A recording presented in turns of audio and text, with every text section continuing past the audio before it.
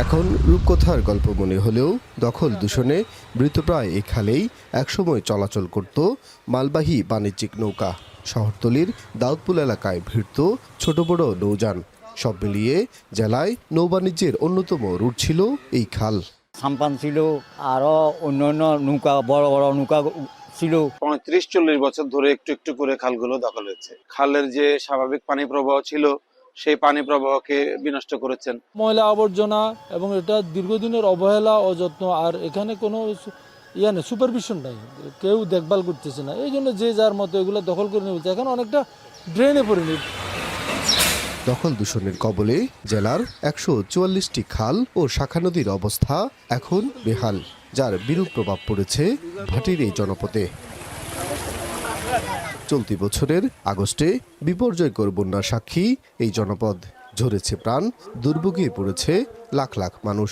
স্থানীয়দের অভিযোগ, বন্যা দীর্ঘায়িত হওয়ার অন্যতম কারণ খাল নদী দখল দূষণ। যদি খালগুলা ঠিক মতো থাকতো, আমাদের এই বন্যার পানি আরো অনেক আগেই নেমে যেত। পানি যাওয়ার জায়গা নেই, পানি ধারণের ক্ষমতা আমাদের এই ভূমিতে নেই, যে কারণে আমরা অনেক বেশি ক্ষতিগ্রস্ত হয়েছি। বোধহয় ইতিহাসের সবচেয়ে বেশি ক্ষতির মুখে ফেনী এবার পড়েছে। বারংবার উদ্যোগ নিয়েও খাল ও শাখা নদী থেকে অবৈধ স্থাপনা উচ্ছেদ করতে পারেনি পানি উন্নয়ন বোর্ড। কাগজে কলমে থাকলেও 60% খালের অস্তিত্বই নেই। আমরা তো সাধারণত খনন করে থাকি, উচ্ছেদও করে থাকি। আমাদের এগুলো বর্তমানে চিহ্নিত করার কাজ চলমান রয়েছে, আমাদের মাঠ পর্যায়ে কাজ চলমান রয়েছে। যেখানে যেখানে খনন করার প্রয়োজন এগুলো আমরা চিহ্নিত করছি। চিহ্নিত করে এগুলো বরাদ্দ প্রস্তাব করে পাঠানো হবে। খনন করার জন্য যে বরাদ্দ লাগবে এটার জন্য আমরা করে পাঠাবো। ফেনী সদরের পৌর এলাকার দাউদপুর ও পাগড়িছড়া খালের পাশে ময়লা আবর্জনা ফেলে প্রতিনিয়তই চলছে দখল। দূষণের পাশাপাশি বন্ধ হচ্ছে পানি প্রবাহ। একই হাল বাকি খালগুলোরও। সামান্য বৃষ্টিতেই ডুবে যায় শহরের পেট্রোবাংলো, আরামবাগ ও পশ্চিম উকিলপাড়া।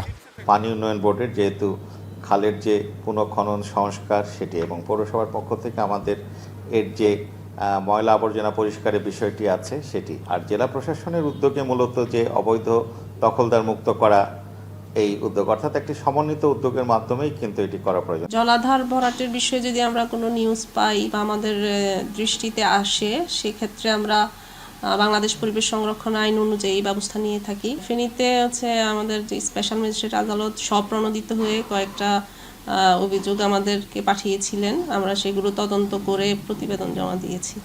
দখল দূষণের থাবায় ফেনীর সোনাগাজীর 56টি, দাগনভূঞার 52টি, সদর উপজেলার 39টি, পরশুরামের 4টি, ছাগলনাইয়ার 3টি ও ফুলগাজীর সব খালি এখন মৃতপ্রায়। সোলাইমান ডালিম, এখন ফেনী।